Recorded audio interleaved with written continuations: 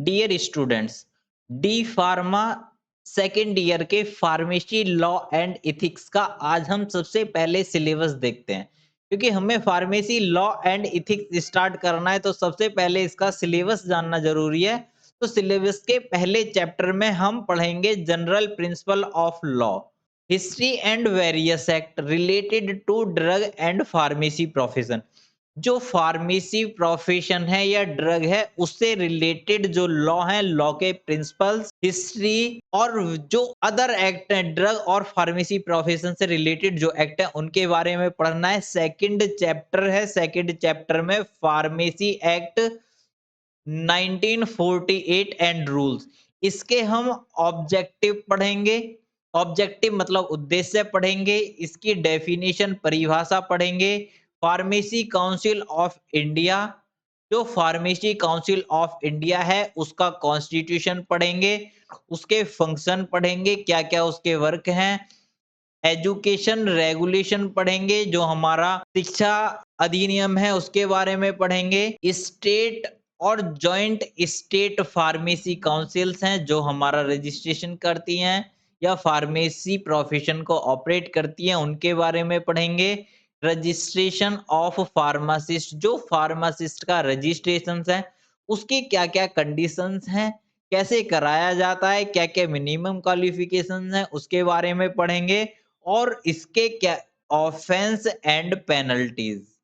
अगर इस pharmacy act 1948 का कोई उल्लंघन करता है तो उसके लिए क्या-क्या अपराध है और उसकी क्या-क्या सजाएं हैं उनके बारे में हम पढ़ेंगे। फार्मेसी प्रैक्टिस रेगुलेशन 2015, जो फार्मेसी की प्रैक्टिस से रिलेटेड रेगुलेशंस हैं हम उसके बारे में पढ़ेंगे। Third chapter drug and cosmetic act 1940 and rule 1945 and new amendment. जो drug and cosmetic act 1940 and rule 1945 है उस एक्ट को पढ़ना है। इसके क्या-क्या न्यू अमेंडमेंट्स हुए, क्या-क्या इसमें संशोधन हुए, इनके बारे में पढ़ना है।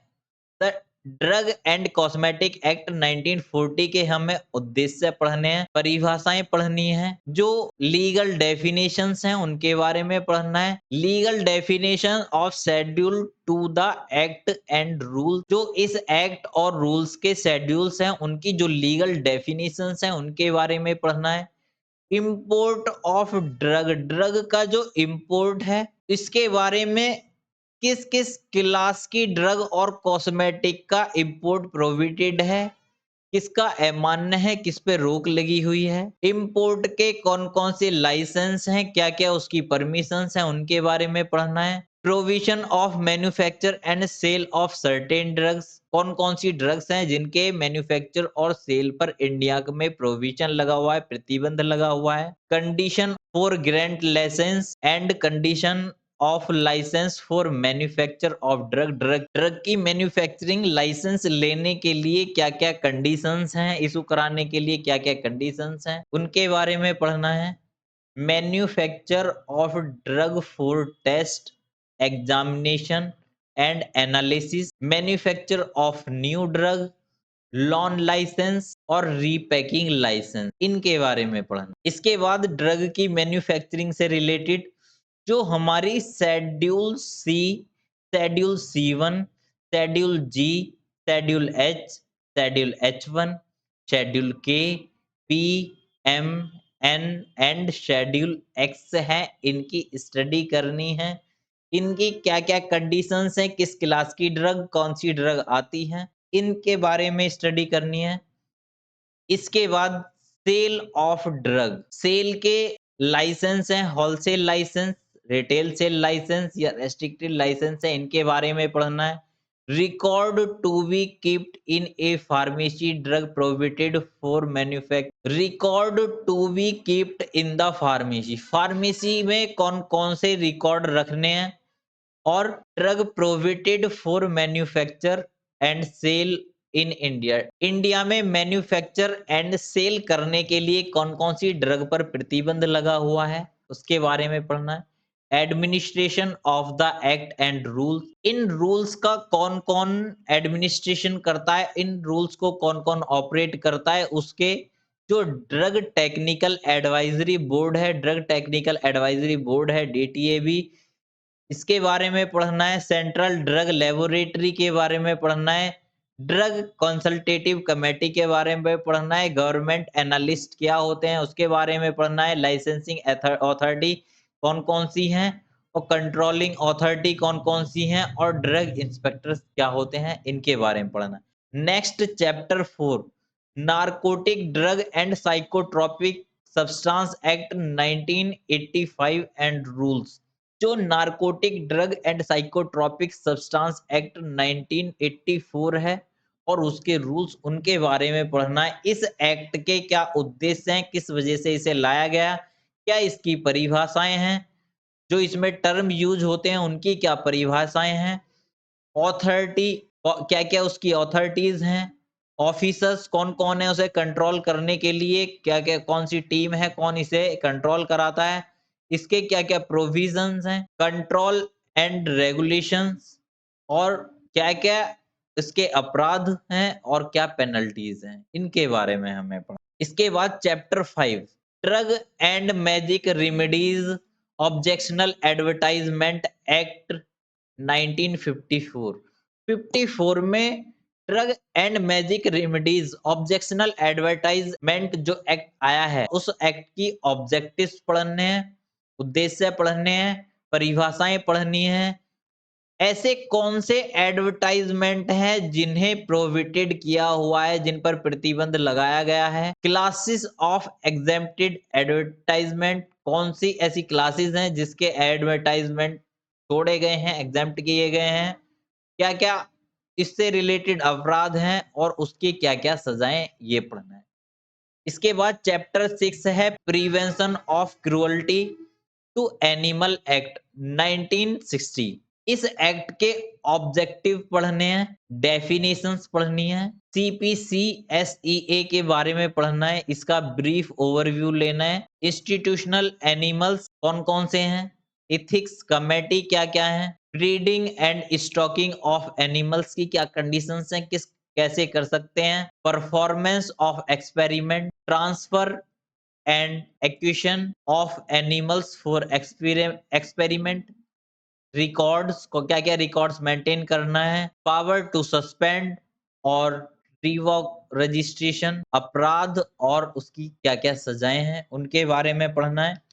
इसके बाद पॉइजन एक्ट 1919 इसका हमें इंट्रोडक्शन पढ़ना है, परिचय पढ़ना है, उद्देश्य पढ़ना है, डेफिनेशंस पढ़नी है, पजेशंस पढ़ने हैं, पजेशंस फॉर सेल सेल करने के लिए कैसे उसे पजेस करना है, कहाँ पर उसे रखना है, किस तरह से उसे स्टोर करना है, सेल ऑफ एनी पॉइजन किस टाइप के पॉइजन सेल हो सकते हैं, इंपोर्ट ऑफ पॉइजन्स किस टाइप के पॉइजन्स को इंपोर्ट किया जा सकता है।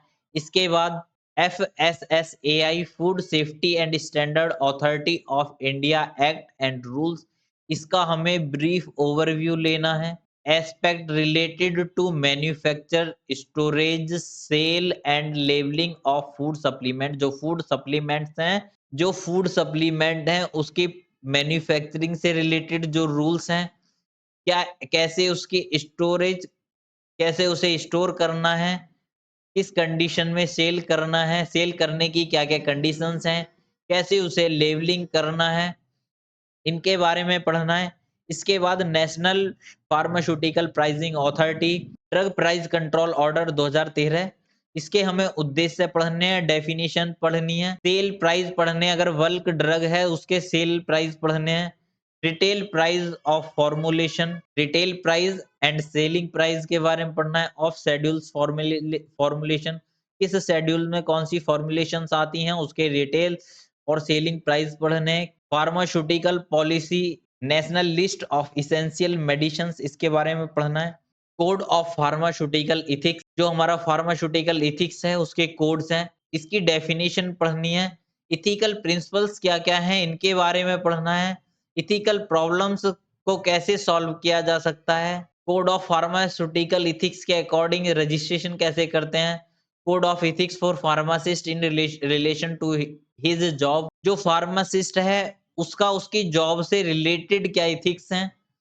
उसकी ट्रेड से रिलेटेड क्या क्या इथिक्स हैं, मेडिकल प्रोफेशन से रिलेटेड जो फार्मासिस्ट की जिम्मेदारियां हैं और अपने प्रोफेशन से रिलेटेड जो फार्मासिस्ट की जिम्मेदारियां हैं और फार्मासिस्ट ओथ क्या-क्या हैं, जो फार्मासिस्ट की कंडीशंस हैं ड्यूरिंग जॉब, वो क्या-क्या कंडीशंस हैं, उन्हें पढ़ना है।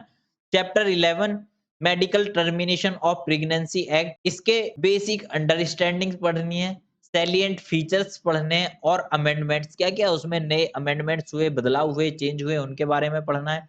Chapter 12 role of the government pharma regulator bodies, जो गवर्नमेंट फार्मा रेगुलेटरी बॉडी हैं, उनके बारे में पढ़ना है, जैसे central drug standard control organisation है, इसके बारे में और Indian pharmacopoeia commission IPC Ghaziabad है, इसके बारे में पढ़ना है। Next chapter 13 good regulatory practice, जो गुड रेगुलेटरी प्रैक्टिस है उसकी डॉक्यूमेंटेशन कैसे करते हैं, लाइसेंस कैसे लेते हैं, लाइसेंस का रिन्यूअल कैसे कराते हैं और ई गवर्नेंस जो पोर्टल है उस पर कैसे वर्क। इन कम्युनिटी फार्मेसी में, हॉस्पिटल फार्मेसी में, फार्मा मैन्युफैक्चरिंग में, होलसेल बिजनेस में, इंस्पेक्शन में, इंपोर्ट में, export of drug and medical device, इनके डॉक्यूमेंटेशन, लाइसेंस कैसे इशू करते हैं, कैसे रिन्यूअल कराते हैं और ई जो गवर्नेंस पोर्टल्स हैं उन्हें कैसे फिल किया जाता है उनके बारे में। Next chapter 14 introduction to BCS system of classification, basic concept of clinical trials, ANDA, NDA, new drug development, new drug and clinical trial rule 2019, brand versus generic, trade name concept, introduction to patent law and intellectual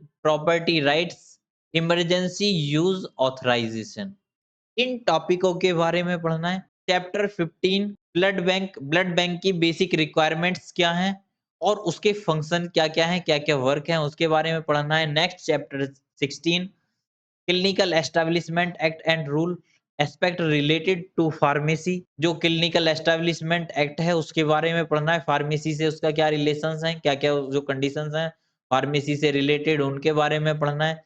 chapter 17 biomedical waste management rule 2016, इसके basic aspect पढ़ने हैं।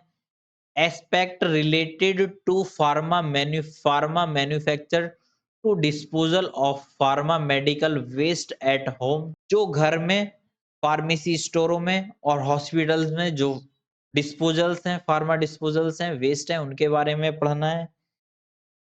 इसके बाद bioethics का basic concept, history, principles पढ़ना है। Brief overview of ICMR's, national ethical guidelines of biomedical and health research involving human participants, इनके बारे में पढ़ना है। Next chapter 19 introduction to consumer protection act, जो कंज्यूमर प्रोटेक्शन एक्ट है उसका इंट्रोडक्शन पढ़ना है। Next chapter 20 introduction to disaster management act, जो डिजास्टर मैनेजमेंट एक्ट है उसके बारे में पढ़ना है, उसकी डिटेल्स पढ़नी है। जो चैप्टर 21 है उसमें मेडिकल डिवाइस की कैटेगराइजेशन और मैन्युफैक्चर एंड सेल से रिलेटेड जो बेसिक एस्पेक्ट्स हैं उनके बारे में पढ़ना है।